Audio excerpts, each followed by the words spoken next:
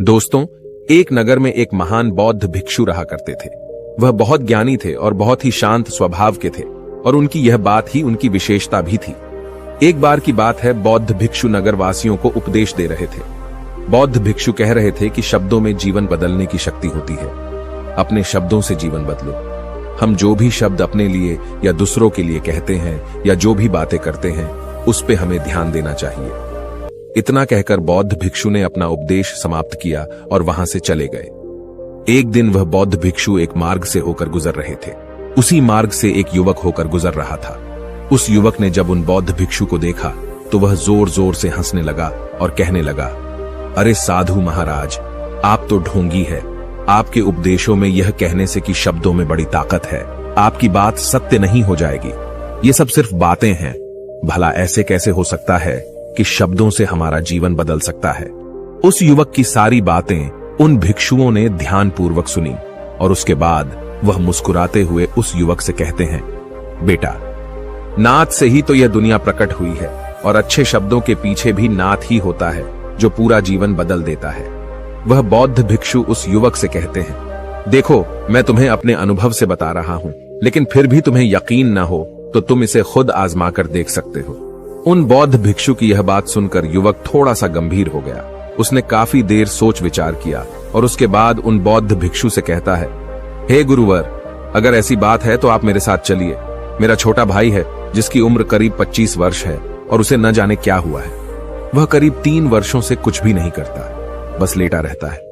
दिन भर वो कुछ न कुछ सोचता रहता है। उसकी यह हालत देखकर हम सब बहुत परेशान हैं। माता पिता भी बहुत चिंतित रहते हैं। हम सब ने कई तरीके अपनाए, कई योजनाएं अपनाई, लेकिन कुछ भी काम नहीं आया। हमने कई बार उससे बात करने तक की कोशिश की, लेकिन वह हमसे कुछ भी नहीं कहता। परिवार का हर एक सदस्य पूरी तरह से थक चुका है, हार चुका है। आखिर वह क्या करना चाहता है, किसी को कुछ नहीं पता। तो हमारे शब्दों से उसका जीवन क्यों नहीं बदला? और जैसा कि आप कह रहे हैं कि शब्द सचमुच जीवन बदल सकते हैं, तो क्या आप मेरी मदद करेंगे? इस पर बौद्ध भिक्षु मुस्कुराते हुए उस युवक के साथ चल पड़ते हैं। वह युवक उन बौद्ध भिक्षु को एक खेत में ले जाता है और अपने भाई की तरफ इशारा करके कहता है, हे गुरुवर, यही मेरा भाई है जो पूरे गांव में आलस और मक्कारी के लिए मशहूर है। आप कहते हैं कि शब्दों में वह शक्ति है जो हमारा जीवन बदल सकती है। तो क्या आपके शब्द इसका जीवन बदल सकते हैं? अगर यह सत्य है तो आप इसका जीवन बदल कर दिखाएं। उन बौद्ध भिक्षुओं ने उस युवक के भाई को ध्यानपूर्वक देखा। वह एक पेड़ की छांव में आराम से सो रहा था। जब बौद्ध भिक्षु उस युवक के भाई के पास पहुंचे और आराम से उसके सर पर हाथ फिराते हुए कहते हैं, उठो बेटा, बहुत देर हो चुकी है। यह सोने का समय नहीं, यह तो जागने का समय है। उन बौद्ध भिक्षुओं की आवाज सुनकर वह लड़का थोड़ा सा अचरज में पड़ गया। आखिर कौन है जो मुझे इतने प्यार से जगा रहा है?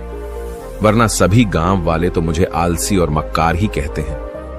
आखिर कौन है जो मुझे इतना अपनापन दिखा रहा है? उसने आंखें खोली और आंखें मलते हुए उसने पूछा, हे गुरुवर, आप कौन हैं और यहां क्यों आए हैं? इस पर बौद्ध भिक्षु उस युवक से कहते हैं, बेटा, यह प्रश्न तो मैं तुमसे करना चाहता हूं। तुम कौन हो, यही तो तुम्हें जानने की आवश्यकता है। उन बौद्ध भिक्षुओं की बात सुनकर वह लड़का जोर से हंस पड़ता है और कहता है, हे गुरुवर, यदि आपको मेरे बारे में जानना है तो जाइए और गांव के किसी भी सदस्य से पूछ लीजिए। आपको पता चल जाएगा कि मैं कौन हूं। आपसे हर कोई यही कहेगा कि वह तो आलसी है, मक्कार है, तरह तरह के ताने सुनाएंगे, तरह तरह की बातें कहेंगे।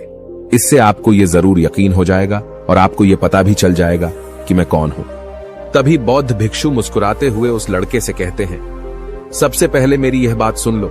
मेहनती इंसान के खुद के शब्द उसे अंदर तक चोट पहुंचाते हैं, इसलिए कभी भी अपने आप को कोसो मत। अपने शब्दों को सुधारो। और मेरी यह दूसरी बात भी सुन लो। मैंने उन गांव वालों से नहीं पूछा कि तुम कौन हो, मैं तुमसे पूछ रहा हूं कि तुम कौन हो। लेकिन तुमने तो अपनी आदतें मुझे बताई। आलस तुम्हारी पहचान नहीं, तुम्हारी आदत हो सकती है, और इंसान नहीं, उनकी आदतें खराब होती है। इसलिए बेटा, तुम आलसी और मक्कार नहीं हो, ये तो तुम्हारी आदत है। बस इतनी सी बात है जो गांव वाले नहीं समझ सकते। ये सारी बातें सुनकर वो लड़का थोड़ा सा आश्चर्यचकित रह गया, क्योंकि गांव वाले हमेशा उसे मक्कार, आलसी और तरह तरह के ताने ही सुनाया करते थे। उन बौद्ध भिक्षुओं की यह बात सुनकर उस लड़के की आंखों में आंसू आ गए। वह तुरंत ही दोनों हाथ जोड़कर उन बौद्ध भिक्षु के चरणों में गिर पड़ा और उनसे कहने लगा, आप सत्य कहते हैं, यह मेरी आदत ही है और मैं इस आदत से बहुत परेशान हूं। मैंने बहुत कोशिशें भी की, लाख उपाय किए, लेकिन मैं अपनी इस आदत से छुटकारा न पा सका। इन आदतों से बाहर आना बहुत कठिन है। मैंने कई बार आलस छोड़ने का प्रयास तक किया, पूरी कोशिश भी की, लेकिन कोई लाभ नहीं हुआ। मैं जब भी कोई कार्य करने की कोशिश करता हूं तो पता नहीं क्यों मेरा मन कहीं और भागने लगता है। मेरा दिमाग किसी और दिशा में काम करने लगता है और मैं उस काम पर ध्यान ही नहीं दे पाता। मैं क्या करूं, कैसे करूं, मुझे कुछ भी समझ नहीं आता। जब भी मैं किताबें पढ़ने की कोशिश करता हूं तो मुझे नींद आने लगती है। मन में एक अजीब सा दर्द महसूस होता है। ऐसा लगता है कि मेरा जीवन यूं ही व्यर्थ जा रहा है और जब मैं इस दर्द को बर्दाश्त नहीं कर पाता तो मैं सो जाता हूं, ताकि जब मैं उठूं तो मुझे दर्द न महसूस हो। और अब तो मुझे यह भी यकीन हो चुका है कि मैं इन आदतों से नहीं निकल सकता। ये आदतें मुझे नहीं छोड़ने वाली। इस पर बौद्ध भिक्षु उस लड़के से कहते हैं, बेटा, यदि तुम इस आलस की आदत को छोड़ना चाहते हो तो मैं तुम्हें एक सही उपाय बता सकता हूं, लेकिन उसके लिए तुम्हें कल सुबह मुझे मिलना होगा, तभी वह तरीका मैं तुम्हें बताऊंगा। यदि तुम उस तरीके को सीखना चाहते हो तो कल सुबह मेरे पास चले आना। इतना कहकर बौद्ध भिक्षु वहां से चले गए, लेकिन उन बौद्ध भिक्षु की सारी बातें उस लड़के के कानों में गूंज रही थीं। वह यह समझ नहीं पा रहा था कि आखिर वह बौद्ध भिक्षु उसे कौन सा मार्ग दिखाने वाले हैं। वह ऐसा कौन सा उपाय बता देंगे जिससे उसके जीवन से आलस्य हमेशा हमेशा के लिए खत्म हो जाएगा। देखते ही देखते रात हो गई। रात भर वह अपने बिस्तर पर करवट लेता रहा और उन बौद्ध भिक्षु की बातों के बारे में सोचता रहा। इसी प्रकार देखते ही देखते सुबह हो गई और वह लड़का उन बौद्ध भिक्षुओं के पास जा पहुंचा। वह लड़का उन बौद्ध भिक्षु को प्रणाम करता है और कहता है, गुरुवर, जैसा कि आपने कहा था, लीजिए मैं आ गया।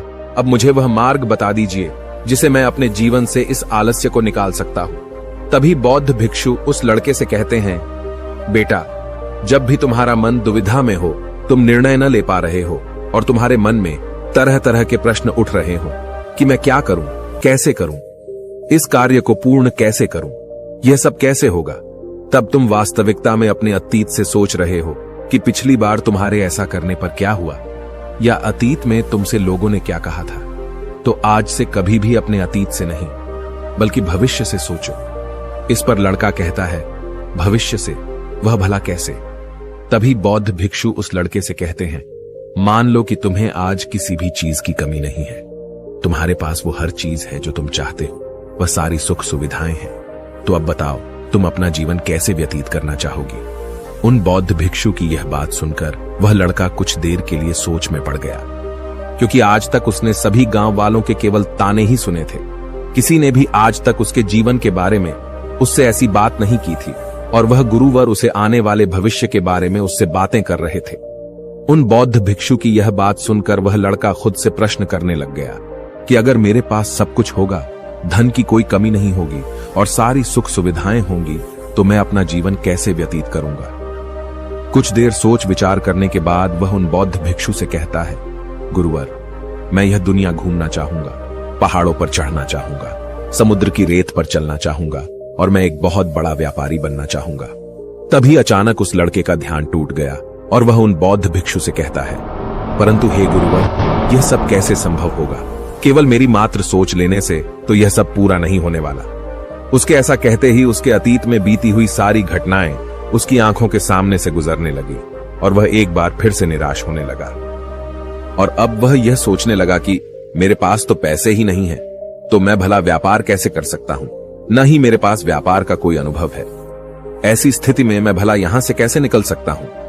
उस लड़के के इस प्रश्न का जवाब देते हुए वह बौद्ध भिक्षु उस लड़के से कहते हैं, भंते, हर रात में सोने से पहले तुम हर दिन अपना लक्ष्य एक कागज पर लिखो और सुबह उठकर सबसे पहले उस लक्ष्य को देखो और सोचो कि उस लक्ष्य को पाने के लिए तुम आज क्या कर सकते हो, और जो भी तुमने उस कागज पर लिखा होगा उस कार्य को उसी दिन पूरा करने की हर मुमकिन कोशिश करो। इस पर वह लड़का कहता है, ठीक है, आप सच कह रहे हैं, लेकिन जब मैं बहुत सोचने लगता हूं तो मेरा मन बेचैन होने लगता है और मन में तरह तरह के विचार उठने लगते हैं और इन विचारों को शांत करने के लिए मैं सो जाता हूं ताकि वह विचार मुझे परेशान न कर पाए।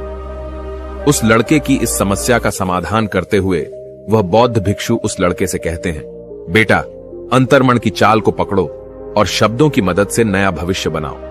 तभी लड़का कहता है, हे गुरुवर, आप क्या कहना चाहते हैं? मैं आपकी बात समझ नहीं पा रहा। इस पर बौद्ध भिक्षु मुस्कुराते हुए कहते हैं, बेटा, कैसे होगा? यह जो सवाल है, यह सवाल नहीं बल्कि एक डर है जो तुम्हारे अंतर्मन में बैठा हुआ है, जो तुम्हें अगला कदम लेने से रोक रहा है, तुम्हें कदम आगे बढ़ाने से रोक रहा है। यदि तुम वास्तविकता देखो तो किसी को भी नहीं पता होता कि वह कार्य कैसे होगा, लेकिन एक इंसान जब दृढ़ निश्चय कर लेता है तो वह अपने उद्देश्य को सामने रखकर लगातार प्रयास करता रहता है और वह अपनी सफलता प्राप्त कर ही लेता है। तभी वो लड़का उन बौद्ध भिक्षु से कहता है कि हे गुरुवर, अगर ऐसी बात है तो मन में बार बार चिंता क्यों होती है? मन बार बार बेचैन क्यों हो उठता है? इस पर बौद्ध भिक्षु कहते हैं, बेटा, क्योंकि तुम्हें डर है कि तुम कमजोर हो। तुम्हारे अंतर्मन में बैठा है कि तुम में कुछ कमी है, तुम किसी काम के नहीं हो, और यही कारण है कि तुम कोशिश करने से डरते हो, क्योंकि तुम्हारा अंतर्मन हमेशा तुम्हें रोकता रहता है। जब भी तो कोई कार्य शुरू करना चाहते हो, तुम्हारा मन तुमसे पहले कह देता है, इससे आगे मत बढ़ना, अन्यथा तुम हार जाओगे, और इसी कारण तुम्हें चिंता होने लगती है, तुम्हारा मन बेचैन होने लगता है। तभी वो लड़का कहता है, गुरुदेव, आपने जो कुछ भी कहा वो बिल्कुल सत्य है, लेकिन अब आप ही मुझे बताइए कि मैं इस परेशानी से बाहर कैसे निकलूं? इसका जवाब देते हुए वो बौद्ध भिक्षु उस लड़के से कहते हैं, बेटा, इस समस्या का समाधान बहुत ही आसान और सरल है। तुमने देखा होगा कि अक्सर ही हम अपने आप को दोष देते रहते हैं, अपने आप को तरह तरह के अपशब्द कहते रहते हैं जो हमारे अंतर्मन में जाकर बैठ जाते हैं और वही हमें आगे बढ़ने से रोकते हैं। और इन शब्दों का हम पर बहुत गहरा प्रभाव भी पड़ता है, क्योंकि जैसा हम खुद से कहते हैं, जैसा हम पूरी भावनाओं के साथ सोचते हैं, हम वैसा ही बनते चले जाते हैं। इसलिए यदि तुम खुद को बदलना चाहते हो तो कि तुम भी काबिल बन सको, तो तुम्हें अपने अंतर्मन को नए संदेश देने की जरूरत है, जैसे कि मेरे शरीर का हर एक कण, हर एक हिस्सा, हर एक विचार शांति और ऊर्जा से भरा हुआ है। मैं दृढ़ संकल्प और आत्मविश्वास के साथ हर दिन के लक्ष्यों को पूरा करता हूं। मैं अपने कमजोरी को अभ्यास में बदलता हूं, चिंता को ध्यान में बदलता हूं। मैं उत्साह और ऊर्जा से भरा हुआ हूं, लगातार अपने लक्ष्यों पर काम करता हूं। ऐसे शब्द जब तुम खुद से कहोगे तो तुम शक्तिशाली महसूस करने लगोगे और तुम्हारी सारी चिंताएं खत्म होने लगेंगी, क्योंकि यही शब्दों की ताकत है। वह तुम वही बना देंगे जो तुम खुद से कहोगे। तुम जितनी भावना के साथ यह वाक्य बोलते हो, उसे महसूस करते हो, उतनी ही भावनाओं से यह शब्द तुम पर असर करना शुरू कर देंगे। धीरे धीरे यह शब्द तुम्हारे मन और व्यक्तित्व की सोच का हिस्सा बन जाएंगे। लेकिन मेरी एक बात याद रखना कि तुम्हारा अंतर्मन इतनी आसानी से हार नहीं मानने वाला। जब तुम आगे बढ़ोगे तो मौका मिलते ही वह तुम्हें पीछे खींचेगा। तुम्हारे अतीत के बीते हुए सारे कड़वे अनुभव तुम्हें याद दिलाएगा, ताकि तुम डर जाओ और एक बार फिर से अपने लक्ष्य का पीछा करना छोड़ दो। लेकिन तुम्हें इसकी चिंता नहीं करनी है। उन सकारात्मक शब्दों के कारण तुम्हारा मन सकारात्मक विचारों को स्वीकार करने लगेगा। आगे वह बौद्ध भिक्षु उस लड़के को चेतावनी देते हुए कहते हैं, मेरी एक बात और याद रखना कि तुम्हारा ध्यान आलस्य पर नहीं होना चाहिए, अर्थात तुम्हें कभी आलस नहीं मिटाना, बल्कि तुम्हें एक नए भविष्य का निर्माण करना है, एक नए व्यक्तित्व का निर्माण करना है। तुम्हारा पूरा ध्यान केवल इस पर ही होना चाहिए। उन बौद्ध भिक्षुओं की बात सुनकर लड़का कहता है, ठीक है गुरुवर, आप जैसा कहते हैं मैं वैसा ही करूंगा। तभी वह बौद्ध भिक्षु उस लड़के से कहते हैं, बेटा, अभी तो मैं इस गांव से जा रहा हूं, लेकिन कुछ सालों के बाद मैं वापस आऊंगा। इतना कहकर बौद्ध भिक्षु वहां से चले गए और वह लड़का अपने घर लौट गया। लेकिन अब उस लड़के के मन में तरह तरह के विचार चल रहे थे। वह लड़का यह सोच रहा था कि अगर मैं अपनी मनपसंद जिंदगी जीने लगूंगा, अगर मैं दुनिया घूमने लगा, नए लोगों से मिलने लगा और अपनी पसंद का काम करने लगा, तो मेरी जिंदगी कैसी होगी। उस बात को ध्यान करके उसने एक कागज पर अपना लक्ष्य लिखा और लिखकर सो गया। अगली सुबह जब उसकी आंखें खुली तो उसने उस पेपर पर लिखा हुआ लक्ष्य एक बार दोहराया। उसके बाद वह कुछ देर के लिए शांत हो गया।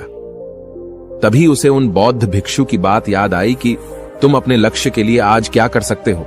उसने खुद से सवाल किया कि मैं आज अपने इस लक्ष्य को प्राप्त करने के लिए क्या कर सकता हूं। तभी उसे एक बार फिर से उस पेपर की तरफ ध्यान दिया। उस पेपर पर लिखा था कि मैं बाजार जाता हूँ और लोग व्यापार करने की कौन सी चीजें, कौन से सामान लेकर आते हैं। मैं उन चीजों को देखता, उन चीजों को पता करता। वो पढ़ने के बाद तुरंत ही बाजार चला गया। वह अलग अलग दुकानों पर बैठा उन्हें देखा, लेकिन उसे कुछ समझ नहीं आ रहा था, क्योंकि लोग अलग अलग व्यापार कर रहे थे, अलग अलग तरह की चीजें और सामान ले रहे थे, और किसी ने उसकी कोई मदद नहीं की। वह बहुत उदास हो गया और निराश होकर वापस घर लौट आया। तभी उस लड़के को उन बौद्ध भिक्षु की एक और बात याद आई। शब्दों में बहुत ताकत है और शब्द हमारा जीवन बदल सकते हैं। उसे वह सकारात्मक विचार याद आए। वह उन्हें सुबह शाम दोहराने लगा और अब से वह हर दिन ऐसा ही करता। देखते ही देखते 1 महीना बीत चुका था, लेकिन अब तक उसके जीवन में कोई बदलाव नहीं आया था। अब वह लड़का यह सोचकर निराश होने लगा था कि उसके जीवन में तो कुछ भी परिवर्तन नहीं हो रहा। लेकिन 1 महीने के बाद उसे महसूस हो रहा था कि वह पहले से अच्छा महसूस कर रहा है। उसका दिमाग अब अच्छी तरह से सोच पा रहा है। वह पहले से ज्यादा चलने फिरने लगा है। धीरे धीरे उसे समझ में आने लगा कि जो लोग आगे बढ़ते हैं, महान काम करते हैं, उनकी सोच में कितना अंतर होता है। वे लोग हमेशा शक्तिशाली विचार सोचते हैं। दूसरों की छोटी सोच और डर से वह कभी प्रभावित नहीं होते। जब भी उनके सामने कोई मुश्किल आन पड़ती है तो वह घबराते नहीं, बल्कि उस समस्या का समाधान निकालते हैं। इस समस्या के समाधान पर ध्यान केंद्रित करते हैं और न ही वह कभी किसी का इंतजार करते हैं। वह केवल खुद पर विश्वास करते हैं और तुरंत ही कदम आगे बढ़ाते हैं। जब उस लड़के को ये सारी बातें समझ में आने लगीं, तो उसने भी धीरे धीरे अपने कदम आगे बढ़ाने शुरू किए। उसने बिल्कुल वैसा ही व्यवहार करना शुरू किया। अब से वो कभी खाली नहीं बैठता था। जब भी उसका मन करता, वो बाजार जाता और लोगों के बारे में जानता समझता कि वो किस प्रकार व्यापार कर रहे, कौन से चीजें खरीद रहे हैं और किन चीजों पर उन्हें लाभ हो रहा है। और जब उसका मन करता तो अपने पिता की मदद भी करता था। वो अपने पिता के साथ मंडी में जाता, वहां पर जाकर मोल भाव करता। ते हमेशा कुछ न कुछ सीखने में ही जुटा रहता है। तभी एक दिन गांव में एक मसाले का व्यापारी आया। उसे कुछ पढ़े लिखे नौजवानों की जरूरत थी, जो माल की गिनती कर सके और हिसाब रखने का काम कर सके। वह लड़का अपने लक्ष्य को जानता था कि उसे क्या पाना है।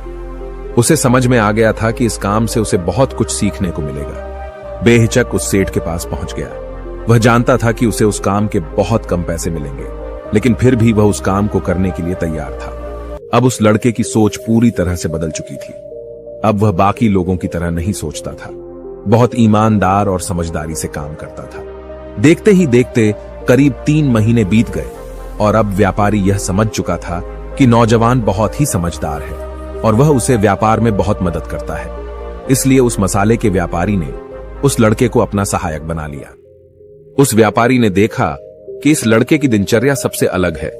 यह हर दिन पढ़ता है, लिखता है, सुबह उठकर ध्यान करता है, नई चीजें सीखता है। परेशानी आई तो भी विचलित नहीं होता। यह सबसे सम्मान से बात करता है, सबका आदर करता है। देखते ही देखते 1 साल बीत चुके थे और अब तो व्यापारी उस नौजवान से बहुत खुश था। उसने धीरे धीरे उस नौजवान को व्यापार के सारे गुण सिखा दिए और देखते ही देखते वह लड़का अब एक छोटा सा व्यापारी बन चुका था। और जब उस लड़के के अंदर व्यापार की समझ आ गई तो उसने जड़ी बूटियों का व्यापार शुरू कर दिया और देखते ही देखते केवल कुछ ही वर्षों में उस नगर का सबसे बड़ा व्यापारी बन गया। लोग उसे सबसे बड़े व्यापारी के नाम से जानने लगे। उसकी नाम दूर दूर तक फैलने लगा। करीब 5 वर्षों बाद जब वह वापस अपने घर लौटा तो लोग बहुत हैरान थे। उसे देखकर लोग बहुत अचंभित थे।